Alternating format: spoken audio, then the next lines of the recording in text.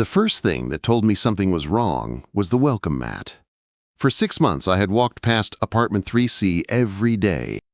The mat always sat straight, lined up with the edge of the door. Today it was crooked, half folded over, like someone had dragged a suitcase across it and never fixed it. Most people would not notice that. But my whole life is straight lines and level edges. I am a finished carpenter. I build cabinets that sit flush against old, uneven walls. I make sure doors close smooth, not tight. If something is off by even a quarter inch, I feel it like a stone in my shoe. I stopped in the hallway, toolbox in my right hand. The old building in Seattle was quiet. Usually, around this time, I could hear music from inside 3. C. Claire Bennett liked old pop songs and podcasts about cooking. Today, there was nothing. Just the buzz of the hall light and the faint sound of rain outside. The air felt wrong, too. Heavy. Waiting. I shifted my grip on the toolbox. It was not my business. I was the guy who lived in 3B, who fixed broken cabinet doors for the landlord when something fell apart. I gave Claire a nod in the hall, carried her grocery bags once, changed a light bulb in her kitchen. We were friendly, not close. Then I heard the crash. It was a hard sound, deep and dull, not glass. Something big hit something solid. Right after came a sharp cry that died off fast, like someone bit it back. My body moved before my brain did. I set the toolbox down on the hallway floor and crossed the space to 3C in 3 long steps. I knocked once, hard. "Claire?" I called. My voice echoed in the narrow hallway. "I'm fine," she answered too fast. Her voice sounded tight and breathless. "Everything is fine, Ethan. Don't come in." That was not the voice of someone who was fine. I put my ear close to the door and listened. There was a soft groan, wood moving, a small scrape. The hairs on my arm stood up. "What fell?" I asked. "A shelf," she said. "Just a shelf. I've got it. Please don't open the door." Her words said one thing. The strain in her voice said something else. I pictured one of those cheap bookcases tipping over and pinning her to the wall. My chest tightened. I tried the handle. Locked. "Claire, open up," I said. "I can't," she gasped. "If I move, this whole thing comes down. There is glass everywhere." I exhaled once, slow and sharp. "Okay," I said. "Then I am opening it." I pulled my key ring from my back pocket. The landlord had given me a master key when I rewired the basement last year. "For emergencies," he had said. This felt like one. I slid the key into the lock and turned it. "Do not move," I called. I pushed the door open. The smell hit me first. Coffee, vanilla candle, and something sharp like fear. The lights were on. For half a second, the place looked normal. A small, bright living room. A blue couch with a knitted throw. Plants in every corner. A white shelf against the far wall. Then the shelf shifted. Claire was under it, her back pressed against the white wood, arms braced. The whole thing leaned forward, its top edge inches from her head. Dozens of picture frames and small potted plants clung to it, shaking. She looked ridiculous and brave at the same time. Hair in a messy bun, old college t-shirt, black leggings, bare feet pressed into the rug. Her face was red with effort. A smear of dirt ran across one cheek. "Don't come closer," she panted. "I have it, kind of." "No, you do not," I said. I dropped my center of gravity and crossed the room in 2 strides. I planted my hands on the sides of the shelf above her shoulders and took the weight. The wood dug into my palms. It was solid, not cheap, and heavy with all her stuff. The strain moved off her and into me. My muscles lit up, but this was good work. Work I knew. "On 3, I said, voice low and steady. "You step out. I push it back." "It will fall," she said. "Ethan, I swear, if my mom's wedding photos smash, I will actually die." "It will not fall," I told her. "I've got it. Trust me." She tipped her head back and met my eyes. Up close, her brown eyes were darker than I had ever noticed in the hallway. They searched my face like they were looking for proof. I did not smile. I just held the shelf and did not shake. 1, I said. 2, 3. She slid out from under the wood fast, ducking low. As soon as she cleared, I drove my weight forward, pressing the shelf back against the wall. It groaned, the screws in the top bracket scraping against weak drywall, but it held when I shoved it hard into place. "Stay back," I said. "I am so far back," she said from somewhere near the kitchen. "I am in another zip code." My arms burned. I shifted one hand, found the metal brackets at the top, and saw the problem. Tiny wall anchors, the kind that came in cheap kits, stuck partway out of the plaster. Of course. The landlord again. "Ethan?" Claire's voice floated in. "Are you going to die? Please say no. I cannot explain that to anyone." "I am not going to die," I said. "But your shelf almost did." "Can I help?" she asked. "Yeah. Clear everything off the bottom 2 levels," I said. "Then bring me my drill. It's in the red toolbox in the hall, top tray."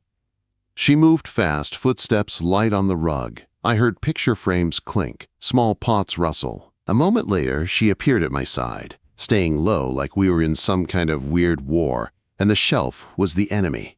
She slid the drill into my hand. Her fingers brushed my knuckles. Her hand was small and warm. For a second, she was too close, and I could feel her breath near my arm. I pushed the thought away and focused. I leaned the shelf just enough to find the studs with my knuckles. 3 solid knocks told me where they were. Good bones. I drove long screws through the bracket into the studs, one after another, the drill whirring in the quiet room. Each one pulled the shelf tight against the wall. When I finished, I stepped back and tested it. Rock solid. "It is not going anywhere now," I said. Claire let out a long breath and slumped against the back of the couch. "I almost died under a bookshelf," she said. "That would have been such an embarrassing ghost story." I looked at her then, really looked. Her hair was coming loose, strands falling around her face. There was a streak of dust along her neck. Her eyes were bright and wet at the edges, not from pain, but from something else. "Are you hurt?" I asked. She shook her head. "Only my pride." I picked up a broken frame from the floor. A photo of her with 2 older people smiled up at me. They looked like the kind of parents who sent long emails and had opinions about everything. "Your mom and dad?" I asked. She winced. "Yeah, about that." I set the photo on the coffee table and turned back to her. "What happened?" I asked. "And do not say just a shelf." She stared at the now stable unit like it had insulted her. Then she laughed once, sharp. "Everything happened," she said. "The shelf falling is just the funny part." I waited. Silence never bothered me. I could stand in a room and let someone talk when they were ready. She paced a small line between the couch and the window, rubbing her thumb against her palm. "They called this morning," she said at last. "My parents.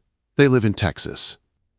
They said they are coming to visit, like actually getting on a plane, landing here, walking into this apartment visit." Quote, "That sounds normal," I said. "For normal people, yes," she said. "But my parents do surprise inspections on my life. They ask about my job, my bank account, my retirement plan, and then they ask the question."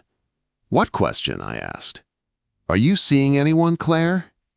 She said it in a high, careful voice that I guessed was her mother. Then she dropped back into her own tired tone. "They think I am broken because I am 35 and single," she said. "My sister is married with a big house in the suburbs. They keep asking when I am going to catch up. So when they called, and they asked, I panicked." I felt something low in my chest tighten. I knew panic lies. I had told a few in my life. "What did you say?" I asked. She stopped pacing, turned. Her eyes met mine. "I told them I am dating someone," she said quietly.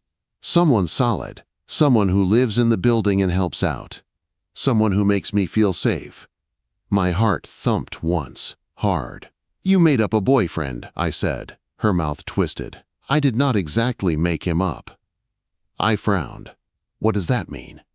She swallowed. Her gaze dropped to the tool belt at my waist, the sawdust on my gray t-shirt, then back up to my face. "It means," she said, stepping closer.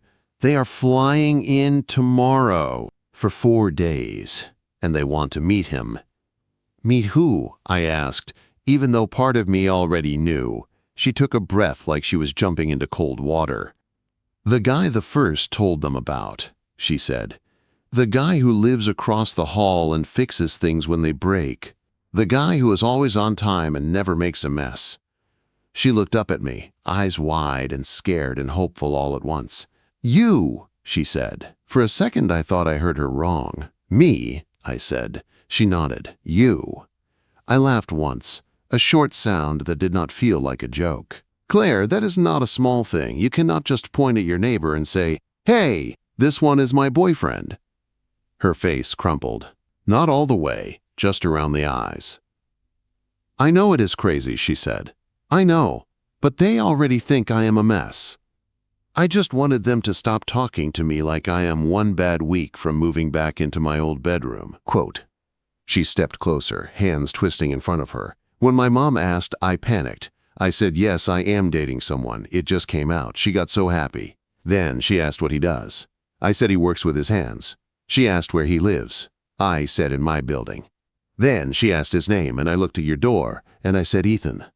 Hearing my name like that, in a story where I had not agreed to be, did something to my chest. So right now, she finished, my parents are at home in Texas, thinking I finally found a good guy who takes care of me and fixes broken stuff and does not play games. They are getting on a plane in less than 24 hours, and there is no boyfriend, unless you say yes. I opened my mouth to say no, I should have. It was the smart move. This was a lie that needed a cast of 2. Lies like that do not hold up. I like solid work, clean lines, clean stories. No wobble. Instead, what came out was, why me?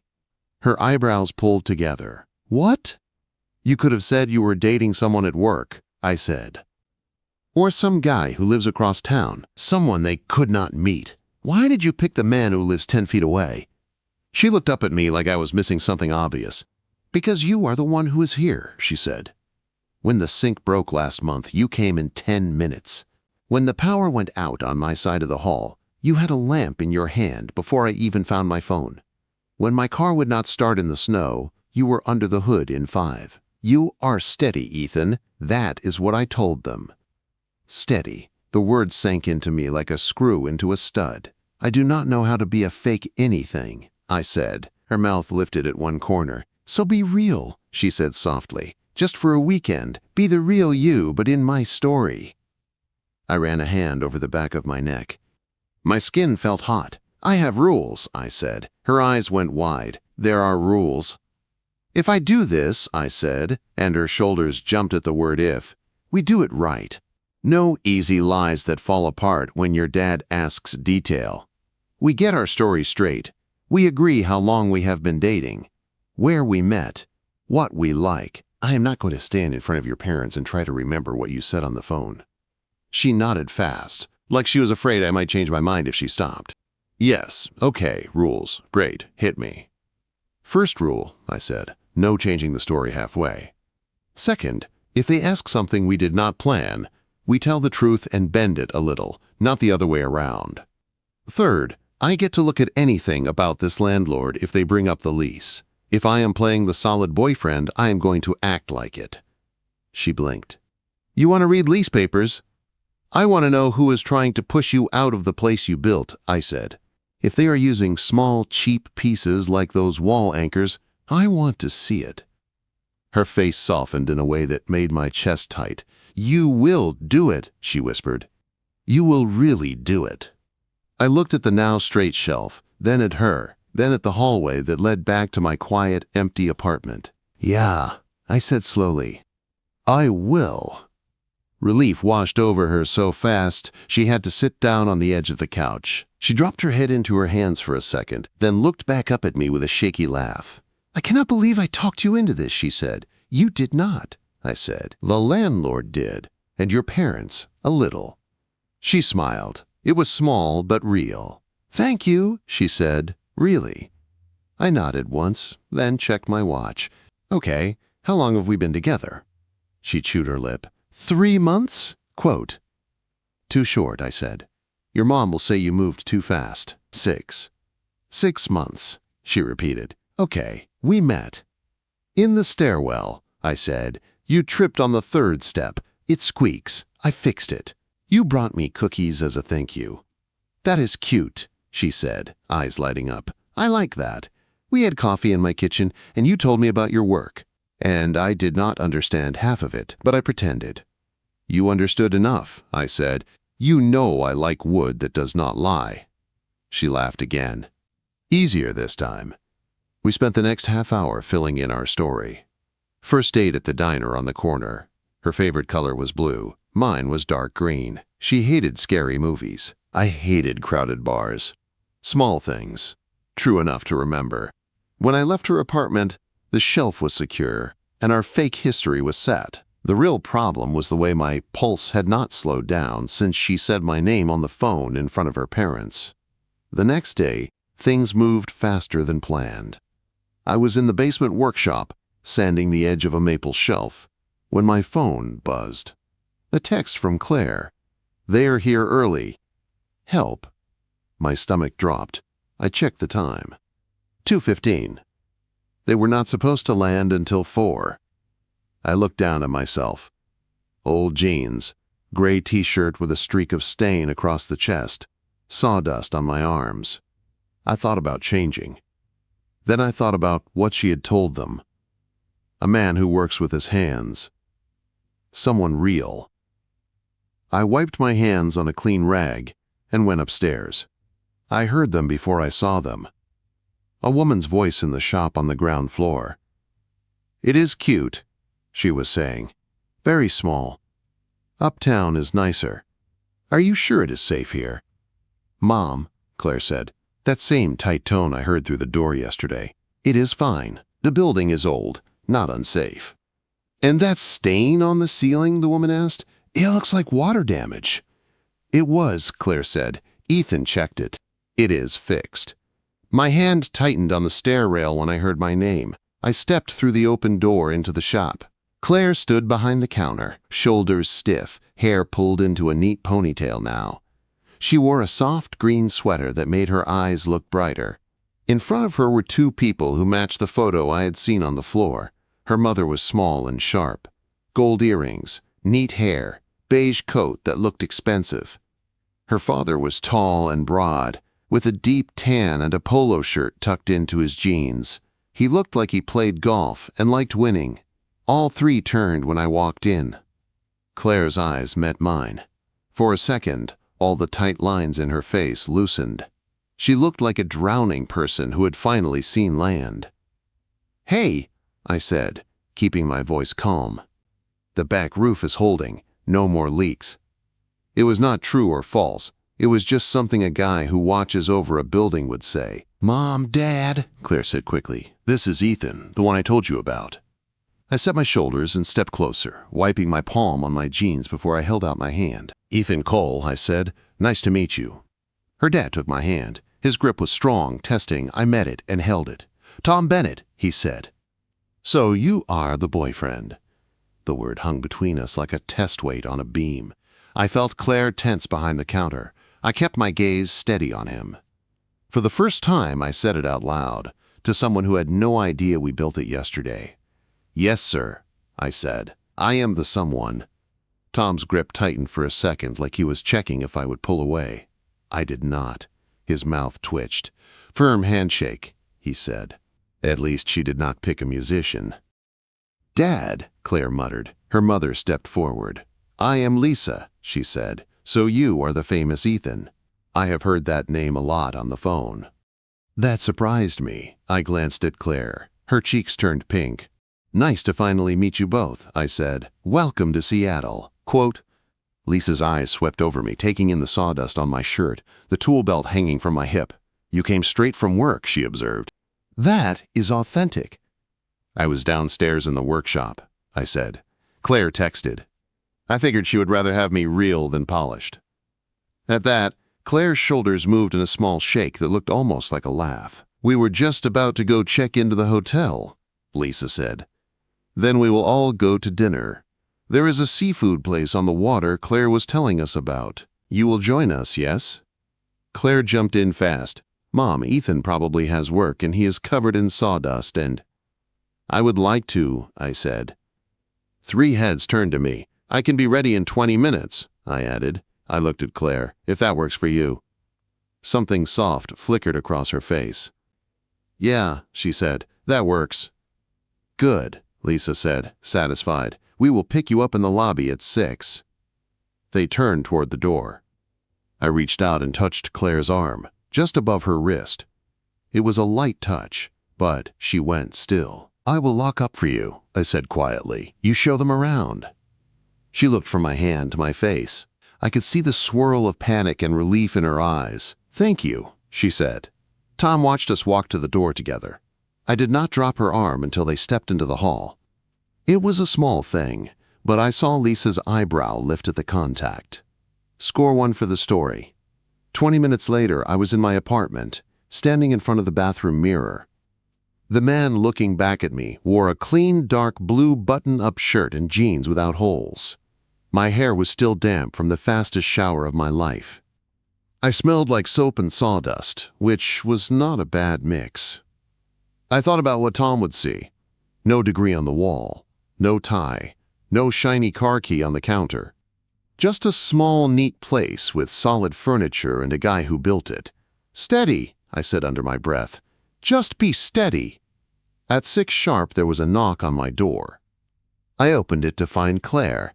The sight of her hit me harder than I expected. She wore a simple black dress that stopped just above her knees, with a green scarf at her neck that matched her eyes. Her hair was down, waves brushing her shoulders. She looked softer than the stressed woman from the shop, but there was still a tightness at the line of her mouth. "You clean up nice," she said. "So do you," I said. My voice came out lower than usual. "You okay?" "No," she said honestly. "But you are here, so that is helping." She reached for my arm as we walked down the hall. The move was casual, like she had done it 100 times. Her hand curled around my bicep. It felt natural in a way that made me a little nervous. We met her parents in the lobby and drove to the restaurant together. The place sat on the edge of the water, all glass walls and soft lighting. A server led us to a table by the window, where the gray bay stretched out under a low sky. As soon as we sat, Tom opened the menu and ordered wine without asking. Lisa fussed with her napkin. Claire sat beside me, close enough that our shoulders brushed. "So, Ethan," Tom said once the menus were down, "what exactly do you do besides fix leaky ceilings in this old building?" "I build custom furniture," I said. "Tables, shelves, built-ins, mostly for private homes, some shops and offices. The building work is part trade for my workshop space." "No college degree?" he asked. "No, sir," I said. "Learned from my grandfather. He was a carpenter. I picked up power tools before I learned how to drive." Tom said. "And that pays the bills?" "It does," I said. "Takes time, but people pay for good work." Lisa leaned forward. "Do you have a 5-year plan?" she asked. "My husband always tells our girls to think 5 years ahead." "Lisa," Claire hissed. "It is a fair question," Tom said. I took a breath. 5 years from now," I said slowly, "I want to have my own shop front instead of just the basement. I want to be booked out for months because people know if they order something from me, it will last longer than they do. I want to have enough work that I can pick projects I care about." Lisa seemed pleased by that. Tom, too, a little.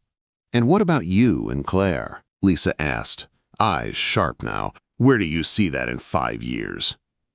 I felt Claire go rigid beside me. Under the table, her hand searched blindly and landed on my knee. Her fingers gripped hard. I put my own hand over hers. "Well," I said, and turned to look at her. Her face was pale, eyes wide. I softened my voice. "We only made it official 6 months ago. I am not going to stand here and give you a wedding date. That would be dishonest. But I can tell you how I move." Tom raised an eyebrow. "How you move?" "I do not start something I do not plan to finish," I said. "Not jobs and not relationships. If I am here, it is because I see a future. I would not be sitting at this table if I was just passing time." Claire's hand loosened under mine. She let out a breath I do not think she knew she was holding. Lisa studied me. "You sound very sure for someone so new," she said. "I am sure of myself," I said. "Claire and I are still learning each other. But what you can count on is that I do not disappear when something gets hard. That is how I was raised." Tom nodded once. "Actions talk," he said. "So far, I see a lot of talking." "Dad," Claire snapped, heat in her voice. "It is okay," I said to her before the fight could start. I looked back at Tom. "You are right. Words are cheap. So I will show you something instead." He frowned. "What is that supposed to mean?" "It means there is a real problem we can solve," I said, "right now, with this building. Claire told me your landlord is hinting at a lease change. I have seen the way he cuts corners.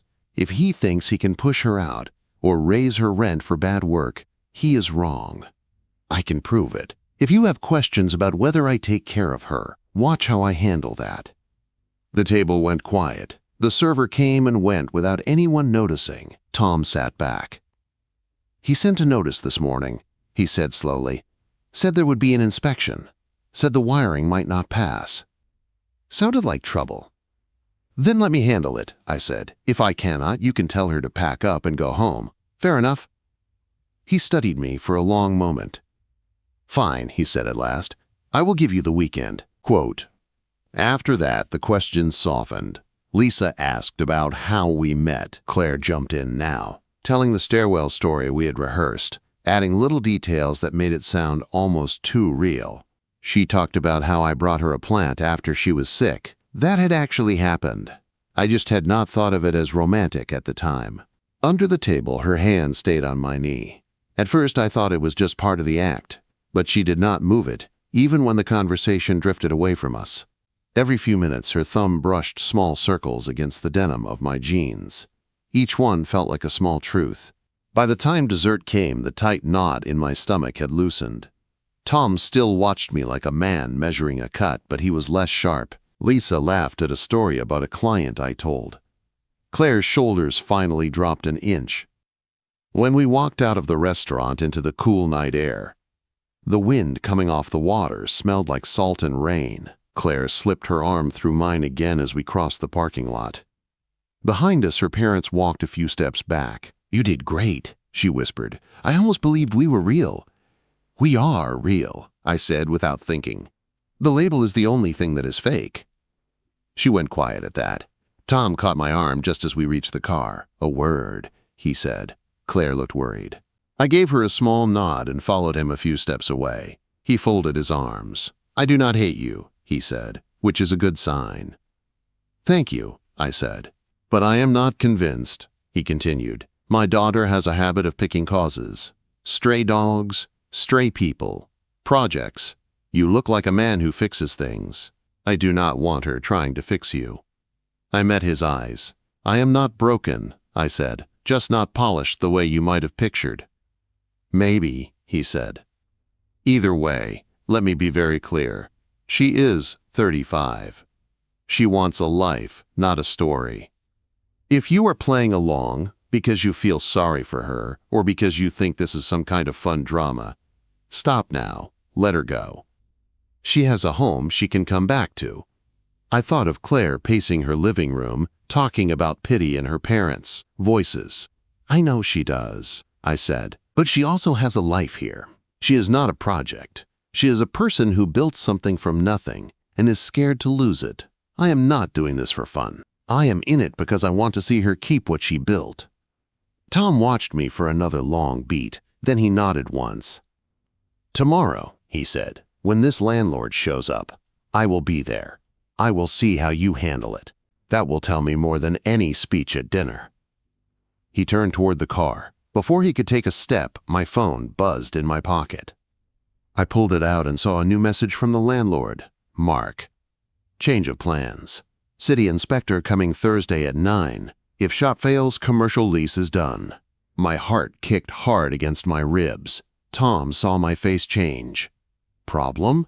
he asked. I looked at the screen, then at him, then back at Claire by the car, her scarf blowing in the wind as she watched us. "Yeah," I said. "Big one."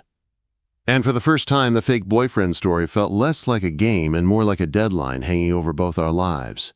I did not sleep much that night. When we got back from the restaurant, Claire walked me to my door. Her parents rode the elevator up to their hotel room, still whispering about inspections and lease law. "Thank you," she said quietly in the dim hall. The old light flickered above us. "For all of that." "You are welcome," I said. "Tomorrow we start on the wiring. If Mark wants to bring an inspector, we will be ready." She bit her lip. "You do not have to work through the night for me." "I know," I said.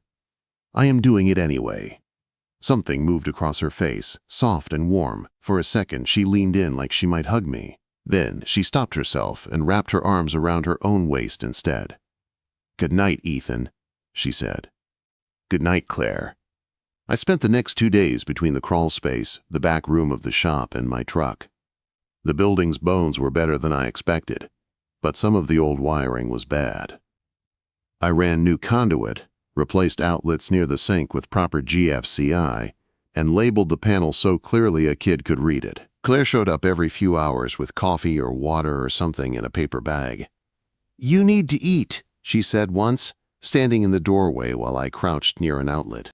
"I ate yesterday," I said. "Ha," she said flatly. "Bite the sandwich, Cole." I took it from her hand. Our fingers brushed. She did not pull away quickly this time. Her parents came by the shop twice.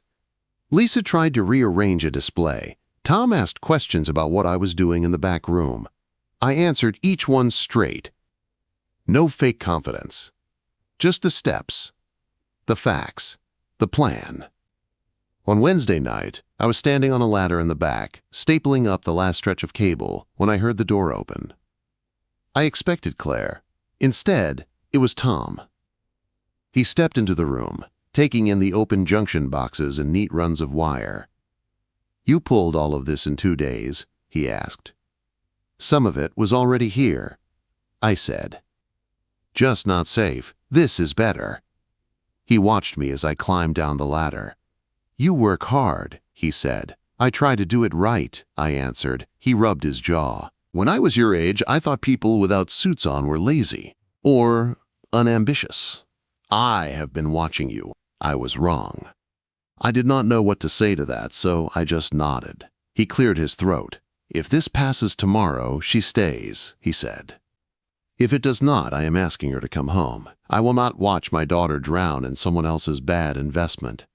"I understand," I said. "Then you should hope I wired it well." He huffed out a small laugh. "That is what scares me. I think you did." Thursday morning came fast. The shop felt different when I walked in at 8:30.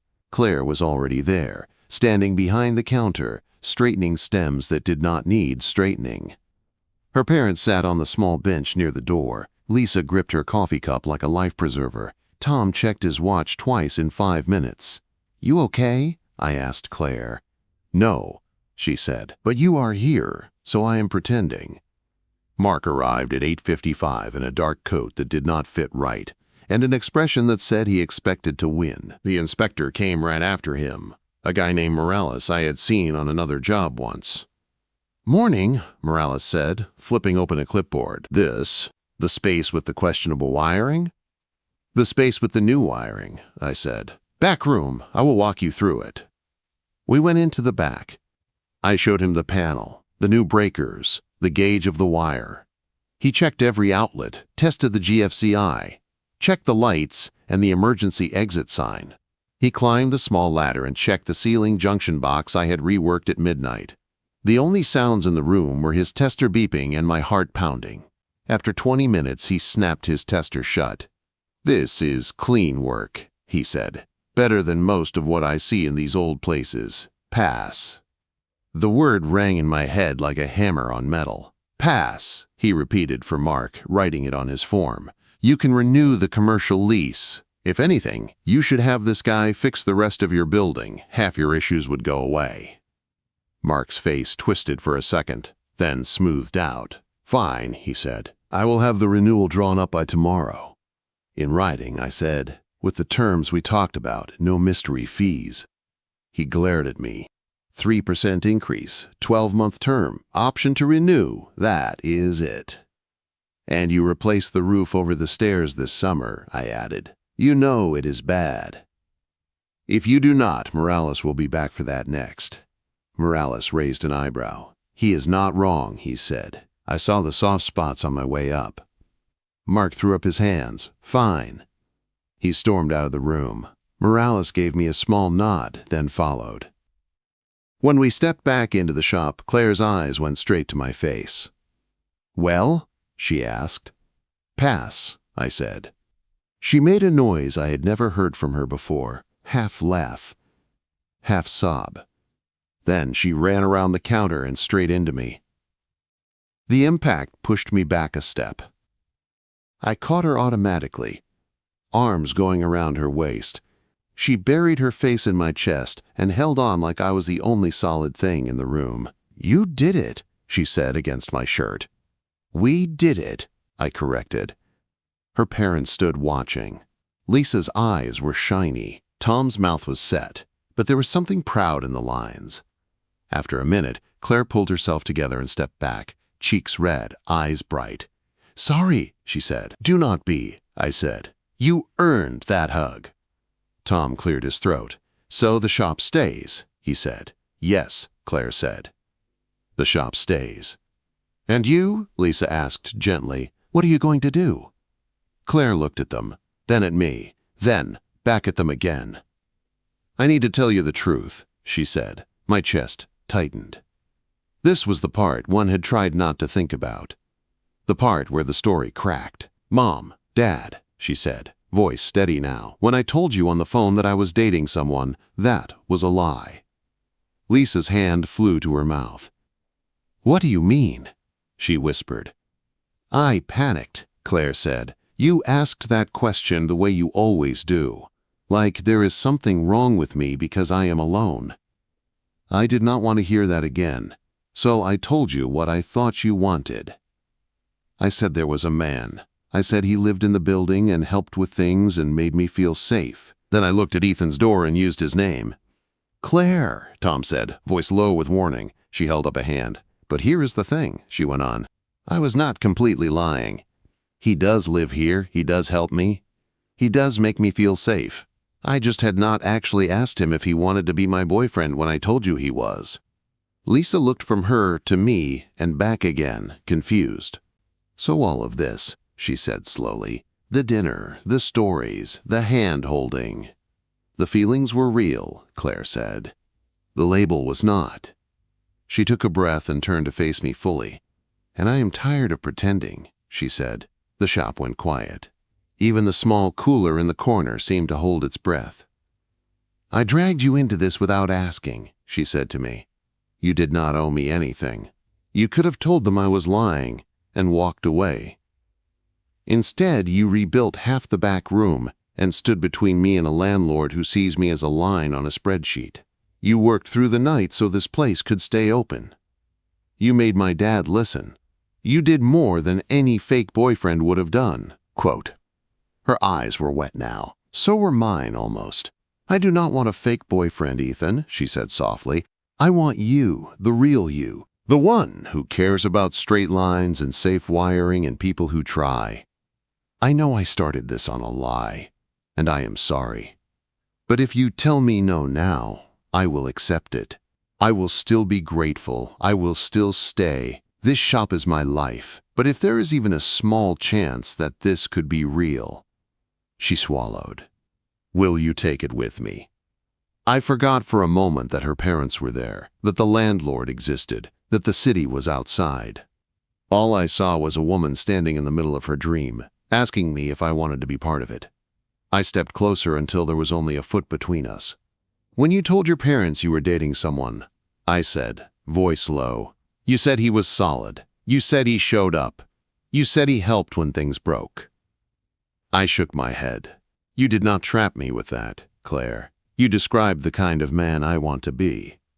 Her lips trembled. My parents are visiting, she said in a small voice, like she was replaying it in her head. I told them I am dating someone. I reached out and took her hand. Am I the someone? I asked. A tear slid down her cheek. She laughed as she wiped it away. Yes, she said, you are the someone. I did not look at her parents. I did not look at the door. I just leaned in. Kissing her in that moment did not feel like crossing a line. It felt like opening a door that had been waiting for a key. Her hand slid up my chest to my shoulder. She rose on her toes. The world narrowed to the warmth of her mouth, and the way she exhaled like she had been holding that breath for years. When we finally pulled apart, I heard Lisa sniff. Tom cleared his throat loudly. "Well," he said, "at least now the story matches the reality."